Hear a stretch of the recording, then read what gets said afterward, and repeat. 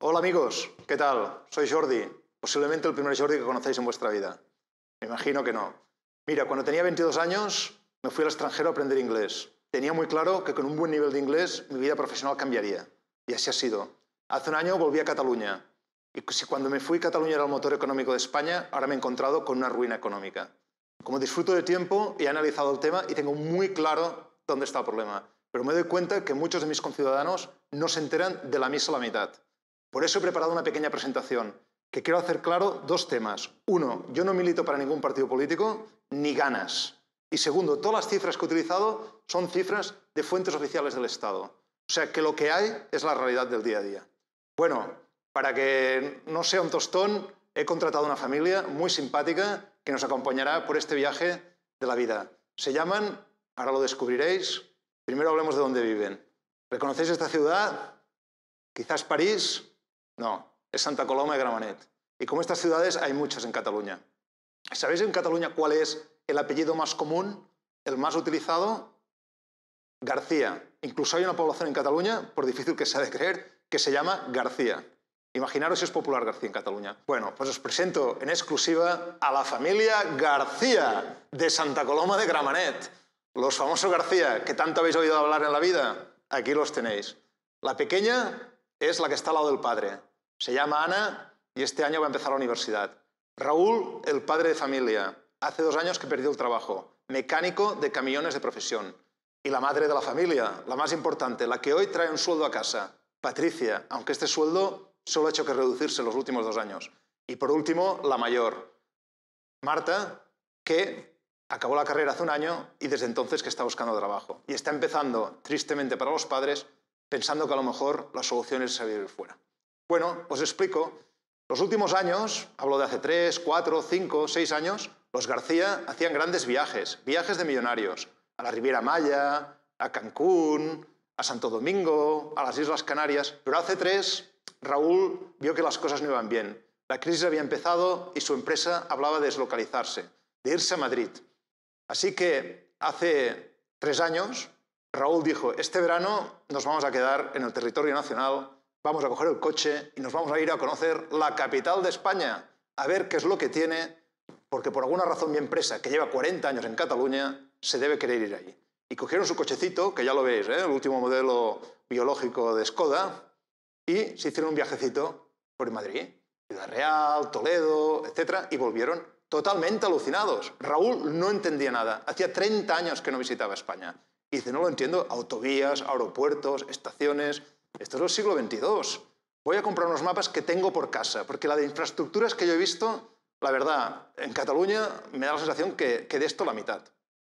Así que aprovechando unas guías Michelin que tenía por casa, de cuando trabajaba en la empresa, pues hizo un poco de collage, cortó la de varios años, hizo una comparativa, el año 92, el año 2002 y el año 2012, y vio que, ostras, que apenas había cambios. Está todo igual, más o menos. Y hizo lo mismo con Madrid. ¡Ostras! Sorpresa, resulta que en Madrid se han construido en 20 años 800 kilómetros de autovías, cuando solo en Barcelona, alrededor de Barcelona, 20 kilómetros en el mismo periodo de tiempo. Bueno, una cosa difícil de entender. Pero no solo esto, y los peajes. Porque, a ver, Raúl, cuando estuvo en Madrid, se fue a Ciudad Real, se fue a Toledo, a varios sitios. Y la verdad, no recuerda haberse metido la mano al bolsillo ni un solo día para pegar un solo peaje. Y resulta que aquí en Cataluña, cuando sale Santa Coloma de Gramenet, solo hace que pagar peajes. Entonces, se fue a Internet, a la guía Michelin, y puso lo que cualquiera de vosotros puede hacer. Peajes, ida y vuelta, ruta más rápida. Y puso 2 destinos. Dijo, bueno, empezaré con un Madrid-Alicante. A ver qué ocurre. Ida y vuelta, ¿qué me cuestan peajes? 0 euros. Y el Barcelona-Alicante, ostras, 73 euros, ida y vuelta. Bueno, elijamos otra destinación. Elijamos Zaragoza, que está a medio camino. A ver qué cuesta. Pues resulta que un Madrid-Zaragoza son 0 euros. Y resulta que un Barcelona-Zaragoza son 51 euros. Bueno, por último Raúl dijo, hagamos una última prueba, comparémoslo con Santander. A ver qué ocurre, que a lo mejor al norte los madrileños sí que pagan. Pues resulta que no, que Madrid-Santander 0 euros en peajes y Barcelona-Santander 112.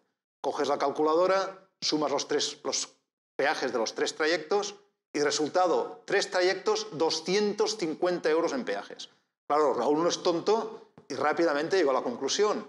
Si mi empresa de transportes hacía, por decir algo, este trayecto una vez por semana, es decir, los lunes a Alicante, los miércoles a Zaragoza y los viernes a Santander, estaría pagando 250 euros en peajes a la semana, que equivale a 13.000 euros al año. En un país de 1.000 euristas, esto es el sueldo de una persona. Y esto es el precio de peajes de turismos, no de camiones, que no tengo ni idea, la verdad. Entonces Raúl dijo, bueno, pues está claro por qué mi empresa se deslocalizó y se fue a Madrid. Y el AVE, porque bueno, también por todas partes, oye, de estaciones de AVE, las que quieras, y kilómetros de vías, donde quieras. La verdad es que desde Madrid vas directo a todas partes, pero desde Cataluña, curiosamente, solo vas directo a Madrid. Pues bueno, Raúl, que ya tiene familiaridad con esto de la Internet, buscó la información y dijo, a ver, ¿cuáles son los países del mundo que tienen más kilómetros de AVE en servicio y en construcción? ¿Y qué se encontró? Pues que China es el único país del mundo que supera a España, con casi el doble de kilómetros. 10.025 kilómetros. Raúl dijo, bueno, a ver, si China tiene el doble de kilómetros de AVE que España, será porque es el doble en tamaño o en población. Vamos a compararlo. Cogió un mapa del mundo, cifras que todos podéis encontrar por Internet, hizo la comparativa. A ver, España tiene la mitad de kilómetros de AVE que China, es decir, China tiene casi el doble, comparemos el tamaño de los países. Y resulta que España tiene medio millón de kilómetros cuadrados y China casi 10 millones. Es decir, China es casi 20 veces más grande en tamaño. En realidad, de punta a punta, China hace 5.000 kilómetros. Y población, a lo mejor es la población que es el doble. Pues no. Resulta que en la China hay 1.350 millones de habitantes. Es decir, 30 veces más que en España. Entonces, todo cuadra.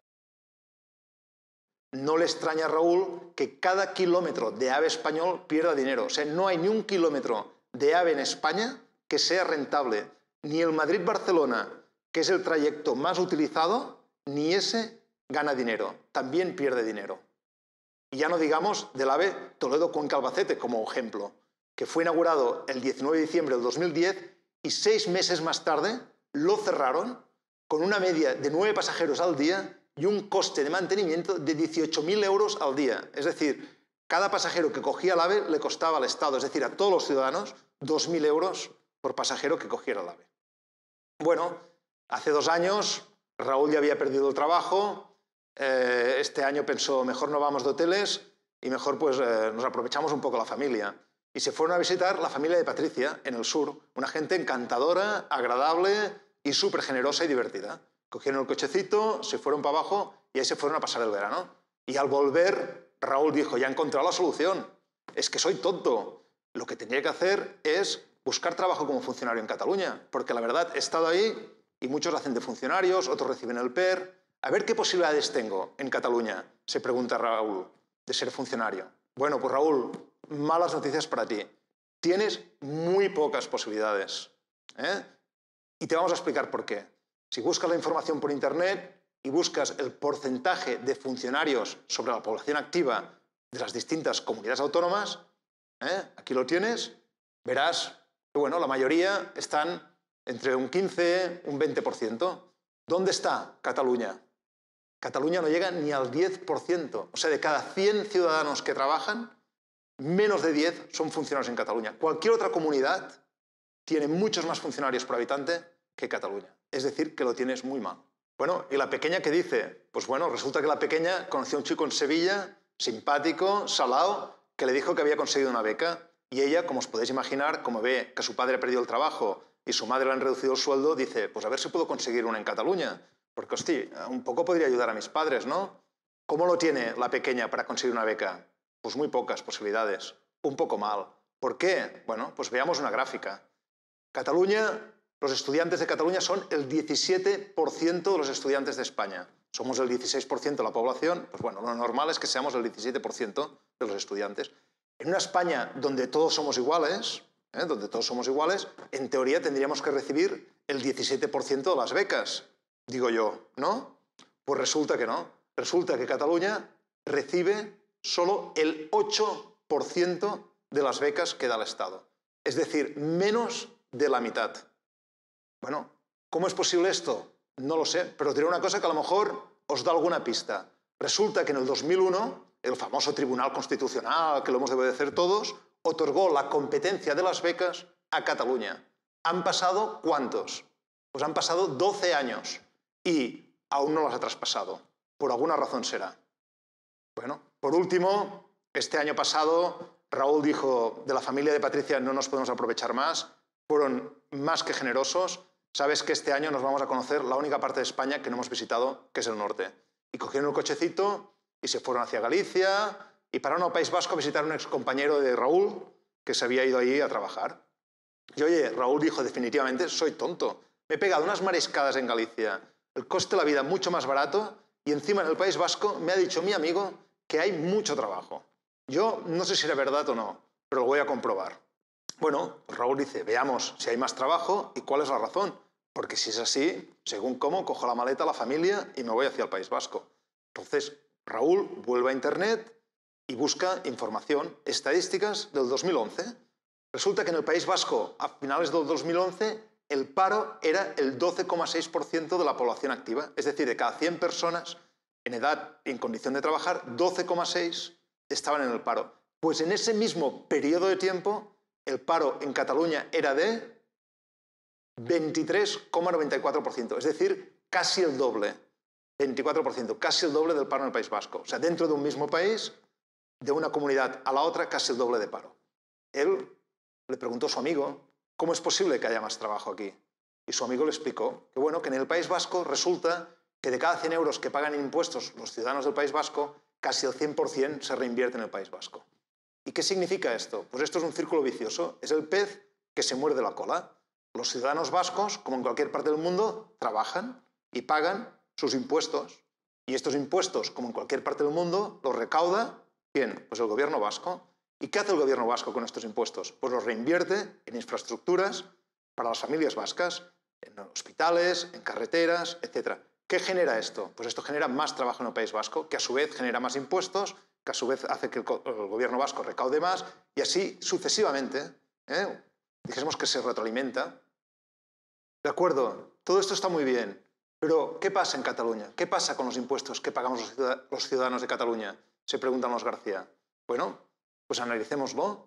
Cojamos 100 euros que pagan impuestos cualquier ciudadano en Cataluña, trabaje o no, en cada producto que consume, cada vez que compra un paquete de tabaco, cada vez que paga el IVA. Y veamos dónde van a parar. 100 euros son 20 billetes de 5. ¿Verdad o mentira? ¿Verdad? Bueno, de media sepáis que las ayudas de la Unión Europea vienen a ser unos 15 euros por cada 100 euros que paga un ciudadano español en impuestos. Esta sería la media. Es decir, por cada 100 euros que pagan los García, de media la Unión Europea colabora con 15. Es decir, que esos 100 se convierten en teoría en 115 euros que dispone España para infraestructuras. Cojamos dos calculadoras, la del Gobierno de Cataluña y la del Gobierno de España. ¿Cuántos de esos 100 euros los recauda el Gobierno de Cataluña? Pues muy poquitos, tan poquitos como el 5%. Es decir, de cada 100 euros que pagan los ciudadanos de Cataluña, en impuestos, 5 los recauda el Gobierno de Cataluña. ¿Dónde van los otros 95? Los otros 95 los recauda Madrid. ¿Cómo? De 1000 formas distintas. IVAs, IRPFs, patrimoniales, eléctricas, tabacos, alcohol, etc. Más el 100% de las ayudas de la Unión Europea. Es decir, esos miles de millones que durante 2 décadas nos está dando la Unión Europea en los fondos de cohesión, todo eso lo recauda el Gobierno de Madrid. Es decir, de los 115 euros, 110 los recauda Madrid, 5 el Gobierno de Cataluña. ¿Qué hace el Gobierno de Madrid? Bueno, pues como muchos gobiernos del mundo, reparte los impuestos recaudados y devuelve a Cataluña una parte de los impuestos que han pagado los ciudadanos para que Cataluña pueda pagar por los servicios de los García. Así pues, nos reenvía 55 euros. ¿Y para qué sirven esos 55 euros? Pues para pagar los servicios de los García y de todos los ciudadanos de Cataluña, la sanidad, la educación, los Mossos, los bombers, etc. Así pues, los 55 que nos reenvía Madrid más los 5 que habíamos recaudado en Cataluña van a parar a pagar los servicios de los Mossos. Pero sorpresa, resulta que 60 euros no son suficientes. Entonces, ¿qué tiene que hacer el Gobierno de Cataluña? Bueno, pues los famosos recortes, recortar por donde puede. No es que no haya suficiente dinero en Cataluña, es que no nos devuelven suficiente dinero. Entonces, tienen que recortar. Pero claro, ¿hasta dónde recortan? Porque lo que no pueden hacer es cerrar escuelas, cerrar hospitales, etc. Entonces, ¿qué opciones tienen? Bueno, una, los famosos bonos, vender bonos a la población. Pero bueno, la población, primero muchos no tenemos ahorros y luego ya pagamos suficientes impuestos. Encima hemos de comprar bonos y financiar nuestro propio gobierno, que es que no es suficiente con los impuestos que pagamos. ¿Qué otra opción tiene el gobierno de Cataluña? Bueno, pues subir los impuestos. Primero, tiene muy poco margen y luego hay un límite hasta donde puede subir los impuestos. Porque si lo sigue subiendo, las empresas se van, los grandes patrimonios se van, nadie quiere montar una empresa o vivir en un territorio que te asfixie en impuestos. Así pues, ¿cuál es la última solución que tiene el gobierno de Cataluña? Es pedir que le devuelvan parte del dinero que ha ido a Madrid y no ha vuelto a Cataluña. Así pues, le pide a Madrid que por favor le devuelva al menos 25 euros para poder pagar los servicios y poder evitar los recortes. ¿Y qué dice Madrid? Que devolver nada de nada, que si quiere nos hace un préstamo. Eso sí, un préstamo con intereses. Es decir, que acabamos debiendo 25 euros más intereses. O sea, los García pagaron 100, Europa ayudó con 15, resulta que se han invertido 60 en Cataluña, más 25 que nos ha dejado el Estado con intereses, con lo cual debemos 25. No sé si me seguís, pero fijaros la barbaridad, ¿eh? Bueno, los García, como me han ayudado a hacer esta presentación, ellos sí que ya lo entienden y lo tienen muy claro. Resulta que Madrid recauda nuestros impuestos y todas las ayudas europeas y entonces parte y reparte. Ya sabemos que quien parte y reparte se lleva la mejor parte y al devolvernos la mitad, aquí nos vemos obligados a recortar, endeudarnos y encima pagar intereses, que ya es el colmo. Mientras allí se gastan nuestros impuestos en sus infraestructuras, sus AVEs, sus autovías, sus aeropuertos y mejor calidad de vida para ellos. No es que Raúl fuera tonto cuando hacía estos viajes, es que Raúl estaba engañado. Pero Patricia no quiere creer que esto siempre es así. Ella piensa que a lo mejor esto ha sido los últimos años, pero que en general es imposible que esto haya ocurrido de manera sistemática. Pero tenemos malas noticias para Patricia. Patricia, lo siento, pero sí que es así. ¿Por qué? Veamos. Madrid cada año se queda más y Cataluña recibe menos. Esto no lo digo yo, esto lo dice la realidad. Aquí tenéis una gráfica desde el año 92 hasta el último año que tenemos cifras, que es el 2009. De la cantidad de impuestos que se han ido a Madrid desde Cataluña y no han vuelto. O sea, de los impuestos que han pagado los García de Cataluña que han ido a Madrid y no han vuelto. Y tenemos que el último año, por ejemplo, que está contabilizado, el 2009, la cantidad ascendió a, cogeros a la silla, 16.500 millones de euros. Para que os hagáis una idea, si cogemos los 16.500 millones de euros anuales y lo dividimos por 365 días que tiene un año, tenemos la cantidad de 45.200.000 euros cada día. No os lo voy a dibujar, pero imaginaros un tren que sale cada día de Barcelona con 45 millones de euros a Madrid y vuelve vacío. Esto cada mañana, cada día del año. Se van 45 millones de euros a Madrid y el tren vuelve vacío. Bueno, pues estos son los impuestos que se van y no vuelven. Y si hacemos el acumulado, estamos hablando desde el año 86 de 266.000 millones de euros. Yo no sé si sois conscientes de qué significa esto. Estamos hablando de 1/4 de billón de euros desde 1986. Bueno, Patricia y su hija definitivamente consideran que esto es una barbaridad, pero aún y así la cifra es tan astronómica que no acaban de entender exactamente cómo les afecta. Pues las vamos a ayudar. Mira, si nuestros impuestos se quedaran en Cataluña, es decir, el 100% de lo que pagan, de esos 100 euros que veíamos antes, se quedaran y se reinvirtieran en Cataluña, de entrada no habrían recortes. Cero. No estaríamos hablando de recortes. Por ejemplo, para que tengáis una idea, recortes a universidades, que eran 144 millones, pues solo que durante 3 días el 100% de los impuestos que pagamos los ciudadanos de Cataluña se quedaran aquí, estaría pagado. Recortes en sanidad, 621 millones, en 14 días estaría pagado. Recortes en funcionarios, 320 millones, en 7 días estaría pagado. Pero no solo esto, es que si el 100% de los impuestos que pagamos los ciudadanos de Cataluña se reinvirtiera en Cataluña, como ocurre en el País Vasco, resulta que podríamos hacer cantidad de infraestructuras que ahora no podemos. Por ejemplo, 11 centros educativos cuestan 44 millones de euros. ¿Qué quiere decir eso? Que en un día de que el 100% de nuestros impuestos se quedaran aquí, recuperaríamos esos 45,2 millones que se van cada día y no vuelven, con lo cual podríamos pagar por la construcción de 11 centros educativos. Un hospital de media cuesta 70 millones, pues también en un día y medio estaría pagado. Los accesos al puerto de Barcelona, por ejemplo, esos famosos accesos que nunca llegan, cuestan 100 millones. En 2 días y medio estarían pagados. Bueno, Raúl se pregunta, ¿hemos intentado algo para cambiar esta injusta situación? Pues la verdad, Raúl, es que sí, y varias cosas. Mira, te cuento. Primero, hace años pedimos un concierto económico. Nada nuevo, exactamente lo mismo que tiene el País Vasco y Navarra. ¿Cuál fue la respuesta de Madrid? Que no, que esto era inconstitucional, que denegado. Bueno, luego aprobamos un nuevo estatuto que incluía una mejor financiación para Cataluña. ¿Cuál fue la respuesta de Madrid? Que no, denegado. Luego dijimos que queríamos negociar un pacto fiscal con un porcentaje en solidaridad, cosa que no tiene ni el País Vasco ni Navarra ni nada. O sea, continuamos siendo solidarios con España, pero marquemos un límite. También dijeron que no, que eso ni de hablar. Y últimamente hemos dicho, bueno, como mínimo, paga lo que debes. O sea, si has presupuestado una serie de inversiones en Cataluña que no se han cumplido, hemos llegado a una serie de acuerdos, una serie de transferencias que no se han hecho, páganos como mínimo esos 8.000 millones para que no te tengamos que pedir prestado. Primero paga lo que debes. Pues han dicho que tampoco. Que pedir prestado siempre y cuando paguemos interés, ahí podemos hablar. Ahora, pagar lo que nos deben, no. Bueno, Raúl dice, ¿cómo es posible que desde Cataluña no podamos cambiar nada? Él no se pregunta nada especial, lo mismo que se preguntaría cualquier persona normal. Bueno, pues fácil. Aquí tenemos la famosa Constitución española que todos hemos oído hablar. Esta es la portada de la Constitución original.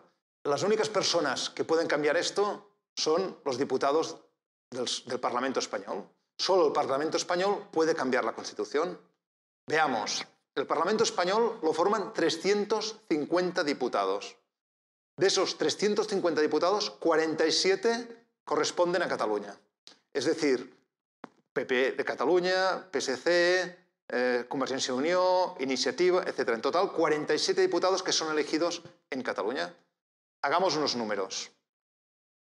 Por un lado tenemos los 350 diputados del Parlamento español y ahora imaginémonos, pongámonos a soñar, imaginémonos que por una vez en la vida todos los representantes de Cataluña, los diputados que representan los intereses de Cataluña, fueran cogidos de la mano a defender los intereses de los ciudadanos de Cataluña, cosa que no ha ocurrido nunca. Imaginémonos que PP, PSC, Convergencia fueran unidos a defender una misma cosa.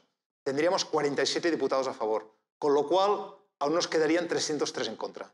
¿Sabéis cuántos diputados se necesitan para cambiar la Constitución? Alegría, 211, 3/5 partes.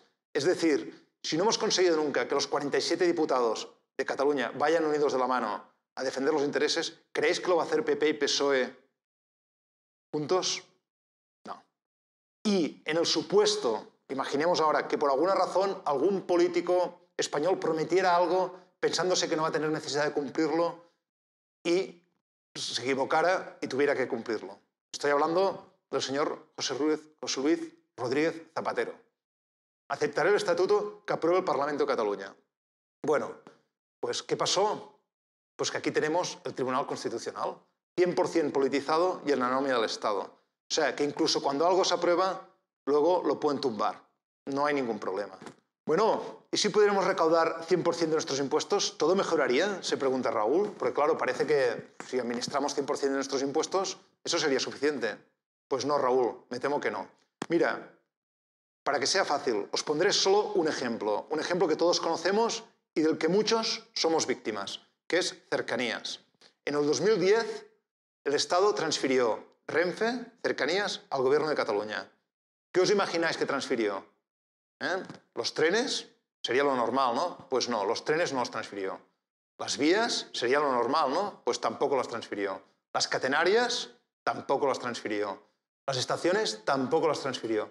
¿Qué transfirió en realidad? Bueno, pues transfirió los horarios. Faltaría más, ¿no? O sea, lo mínimo es que los que vivimos aquí decidamos el horario para ir a trabajar. Transfirió los precios. Ya ves qué cosa, ¿no? Subir los precios, una cosa tan popular, que demos la cara aquí. La información, es decir, que cuando las catenarias se rompen, las vías no funcionan y los trenes no llegan, a dar la información nosotros. Y la limpieza. Bueno, por lo que tengo entendido, desde entonces ya podemos ir al lavabo y encontrarlo un poco limpio. Bueno, yo creo que después de toda esta información, Raúl le ha quedado muy claro. Ahora entiende por qué el pasado 11 de septiembre 1,5 millones de sus conciudadanos salieron a la calle. No es un tema folclórico, es un tema de supervivencia económica. Raúl lo tiene claro. ¿Y la pequeña? Pues la pequeña incluso más que Raúl. Ella tiene claro que la relación Cataluña-España no funciona. Seguir como siempre no tiene sentido. Y esto lo dice una chica de 18 años. Pero no solo ella. Einstein decía lo mismo. Si buscas resultados distintos, no hagas siempre lo mismo. Yo creo que es un tema de cajón. Bueno, imaginemos, hagamos un ejercicio. Imaginemos que Cataluña es un Estado. ¿Pero qué le preocupa a la familia García? Pues si habrá trabajo, las pensiones y la social bienestar, como nos preocupa a todos los ciudadanos del mundo. Ni más ni menos. Veamos las pensiones. Intentaré explicarlo de la manera más simple posible. El sistema que se utiliza en España es un sistema de repartición. ¿Qué significa un sistema de repartición? Bueno, por un lado tenemos los trabajadores. Cientos, miles de trabajadores y empresas que cotizan, pagan sus impuestos al gobierno de España. Y por otro lado tenemos los padres, abuelos de estos trabajadores que reciben su jubilación. Bueno, pues cada mes estos trabajadores y empresas pagan sus impuestos. Cada mes ese dinero que el gobierno ingresa por un lado lo utiliza por el otro para pagar las pensiones a los jubilados de España. Y esos años, como han sido, no los últimos, pero 2006, 2007, etcétera, los años de bonanza, que sobra algo, pues ese algo se guarda. ¿Dónde se guarda? Pues en un tipo de hucha que se llama Fondo de Reserva de la Seguridad Social. Analicemos Cataluña. Cataluña somos el 16% de la población. ¿Sabéis cuánto aportamos a ese Fondo de Reserva de la Seguridad Social? Bueno, pues casi el doble de lo que somos en población. El 29%. Es decir, los ciudadanos de Cataluña aportamos al Fondo de Reserva de la Seguridad Social el doble de lo que nos correspondería si todos los ciudadanos españoles aportásemos lo mismo. ¿Qué quiere decir? Que si Cataluña fuera un Estado independiente, no solo se pagarían las pensiones, sino que encima podríamos aumentarlas, porque dispondríamos del doble de dinero que disponemos en la actualidad para pagar las pensiones. ¿Qué ocurre en el caso de España? Rompamos la hucha y veamos qué hay dentro. No hay nada. Calderilla y papelitos. ¿Por qué? Porque todo este dinero se ha gastado principalmente en deuda del Estado, en tesoro público. Algo que en principio no tendría que haber sido así. Bueno, ¿qué significa esto? Que España tendrá que continuar bajando las pensiones y subiendo la edad de jubilación. Y esto ya está ocurriendo, como todos sabéis. La pequeña dice, bueno, pero la deuda del Estado español es segura, ¿verdad? Porque esto lo han explicado en el colegio. Pues lo siento, pero no. Mirar, os voy a poner un solo ejemplo de 23 que os podría dar.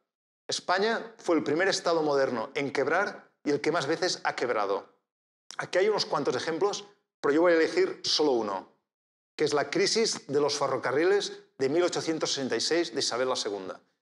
Mediados del siglo XIX, en Cataluña se empezaron a construir una red de ferrocarriles que lo pagó capital privado de empresarios que querían hacer llegar sus mercancías al puerto de Barcelona. Así pues, se creó una red de ferrocarriles para unir las distintas fábricas de Tarrasa, de Sabadell, de Mataró al puerto de Barcelona. ¿Qué ocurrió en Madrid? Pues la capital de la corte quería no ser menos y dijo, pues vamos a construir una red de ferrocarriles. Y construyó una red de ferrocarriles que unía ¿qué? Bueno, pues los palacios de Oriente, el Palacete del Príncipe, etcétera, etcétera, etcétera. ¿Qué ocurrió? Que esta red de ferrocarriles que construyó Madrid, como solo costaba dinero y no generaba riqueza, significó ostentación y quiebra económica. ¿Y en Cataluña qué significó la red de ferrocarriles? Pues en Cataluña significó industrialización y crecimiento económico. Han pasado 150 años y ¿dónde estamos? Pues con otra crisis de ferrocarriles, con una red que pierde dinero por todas partes y con un Estado endeudado hasta las orejas. ¿Sabéis cuál es la deuda acumulada del Estado entre particulares, empresas y Estado? 3 billones de euros. Repito, 1 billón es 1 millón de millones y 1 millón de euros son 160 millones de pesetas. O sea, es imposible que el Estado español pague esto. Y el Estado español hará fallida por vez 24, como las otras 23 veces. ¿Qué significa esto? Que la social bienestar se ha acabado. Y esto no lo digo yo. Abrid cualquier periódico y os encontraréis estos titulares. La pobreza se dispara, la pobreza infantil sube, los hogares españoles vuelven a la bombona de butano, etc. En el 2008 habían 10,6 millones de españoles en el límite de la pobreza. O sea, a punto de cruzar la línea de la pobreza. Han pasado 4 años, estamos en el 2012, bueno, el año pasado, y 12,7 millones de personas. Uno diría, bueno, esto se puede solucionar. Esto se soluciona si hay trabajo. ¿Cuál es el paro en España? Bueno, veamos el paro en Europa. Ya veis, la mayoría de países están por debajo del 10% y hay un grupito que está entre el 10 y el 15%. Y hay dos que están por encima del 15%, Portugal y Grecia. Pero ¿sabéis cuál es el campeón, no? A finales de 2012, aquí lo tenéis. Líder europeo en deuda y paro, un 26,1%. Y este año ya hablan del 27% de paro, que no nos lo quita nadie. Con 27% del paro, ¿cómo creéis que se puede pagar esta deuda y cómo creéis que puede mejorar la sociedad del bienestar? Bueno, y la pequeña se pregunta, con este panorama, ¿qué pasará con la independencia? ¿Habrá trabajo? ¿Recuperaremos la sociedad del bienestar? Porque lo último que ella quiere hacer es tener que pasar por lo mismo que pasaron sus abuelos, los padres de Patricia. Coger las maletas, irse al extranjero y empezar de cero. Pues no, no te preocupes, pequeña, porque con la independencia sí que habrá trabajo y sí que recuperaremos la sociedad del bienestar. ¿Por qué? Ahora te lo cuento. De entrada, nuestros impuestos ya no se irán de Cataluña. ¿Recordáis los 45,2 millones de euros que salen cada día y no vuelven? Estos se quedarían aquí. ¿Qué significa? Pues repasemos rápido. Se acaban los recortes, se vuelven a hacer promociones de Mossos, profesores en las escuelas, más médicos, etc. Y dinero para inversiones, hospitales, escuelas, conexiones, carreteras, etc. Aparte de esto, ¿qué pasa? Que podremos ya decidir políticas favorables para nuestras empresas y trabajadores. El ejemplo más claro que todos conocéis, el famoso corredor del Mediterráneo. ¿Cuál es la propuesta europea? Pues la lógica, un corredor que pase por el Mediterráneo recogiendo mercancías en los distintos puertos del Mediterráneo. ¿Cuál ha sido la propuesta del Gobierno de España? Que de eso ni hablar, que el corredor del Mediterráneo ha de pasar por el medio de la meseta central y de ahí por el medio de los Pirineos por su punto más ancho. Resultado, Europa dice que si lo quieren hacer que se lo paguen ellos y España dice, pues ¿sabes qué? De momento lo aplazamos. ¿Qué pasaría si fuéramos independientes? Pues que esto ya estaría aprobado no de hoy, de hace años. ¿Qué nos permitiría esto? Pues convertirnos en el motor del sur de Europa. ¿Cómo? Bueno, ahora os lo explico. ¿Sabéis dónde hay más tráfico de mercancías en el mundo? Pues entre Europa y Asia. ¿Y sabéis por dónde pasa ese tráfico de mercancías? Pues ahora lo veréis. Por el canal de Suez. Cada día hay barcos que vienen de Asia cargados de productos fabricados en China, en Japón, en Taiwán, Tailandia, etc., que cruzan el canal de Suez, cruzan el Mediterráneo, dan la vuelta a la península ibérica y descargan en el puerto de Rotterdam y Amberes. ¿Y qué ocurre en Rotterdam y Amberes? Que esos mismos barcos se rellenan de contenedores con todo de productos europeos para los que hay demanda en el mercado asiático. Coches, perfumes, artículos de lujo, etc. Es decir, cada día cientos de barcos cruzan el Mediterráneo, dan la vuelta a la península ibérica, arriba y abajo, arriba y abajo, arriba y abajo. Bueno, ¿qué ocurriría si Cataluña fuera un país independiente? Bueno, pues de entrada controlaríamos los trenes y los barcos. ¿Qué nos permitiría eso? Pues permitiría que nos convirtiéramos en la principal puerta logística de entrada de mercancías del sur de Europa. ¿Por qué? Bueno, fácil. De entrada podríamos construir el famoso corredor del Mediterráneo, como mínimo de Tarragona hacia arriba. Es que ya estaría construido hace años. ¿Qué significa esto? Que entonces los barcos podrían venir directamente a Barcelona, descargar y volver a Asia, con lo cual se ahorrarían toda la vuelta a la península ibérica y todo el recorrido hasta Rotterdam y Amberes, que son días de más de tránsito, de polución, de consumo de combustible, etc. Todo esto lo podríamos hacer si fuéramos un país independiente. También controlaríamos las carreteras. ¿Y qué nos permitiría eso? Pues convertirnos en el primer núcleo industrial del Mediterráneo. ¿Por qué? Porque podríamos construir todas esas infraestructuras que en la actualidad no construimos. Todas esas autovías desdobladas, todas esas conexiones a Europa, todas esas conexiones al puerto de Barcelona, etcétera, etcétera, etcétera. ¿Qué permitiría eso? Que se instalaran todo de empresas alrededor de Cataluña para hacer el montaje de todos esos artículos que llegan de Asia, que quieren ser montados en Europa, que quieren tener normativas europeas, etcétera, etcétera, etcétera, etcétera. Así pues, tendríamos todo un núcleo industrial alrededor de Cataluña. Y por último, controlaríamos los aeropuertos. ¿Qué nos permitiría controlar los puertos? Pues convertirnos en sede multinacionales y líder en ferias y congresos. ¿Por qué? Porque podríamos hacer lo que en la actualidad tenemos prohibido, que es negociar directamente con aerolíneas internacionales vuelos directos a cualquier parte del mundo. No sé si lo sabéis, pero el único país en Europa que controla los aeropuertos como España es Rumanía. Creo que con eso os lo digo todo. ¿Qué significa? Que desde Barcelona tendríamos vuelos directos a todas partes y de todas partes podrían volar directamente a Barcelona. Bueno, yo creo que está bastante claro. La historia reciente, aparte, lo confirma. Cuando comparamos el paro de España y Cataluña con los últimos países que se han independizado de Europa, nos encontramos que todos ellos tienen un paro muy inferior al que tiene Cataluña y España. ¿Por qué? Porque cuando los países se independizan, se crean toda una serie de sinergias de actividad económica nueva, desde embajadas que se instalan, a multinacionales que se instalan, a departamentos que se crean, etc. Barcelona pasa de ser una ciudad de la periferia a ser la capital de un estado, por decir algo, y todo eso genera actividad económica. Bueno, pero Patricia y su hija se preguntan, ¿independizarse es legal? ¿Es posible? Porque según los medios españoles está totalmente fuera de la ley. Pues Patricia, Marta, sí que es posible y ahora lo veréis. Solo en Europa, en los últimos 21 años, 15 países nuevos. Eso solo en Europa.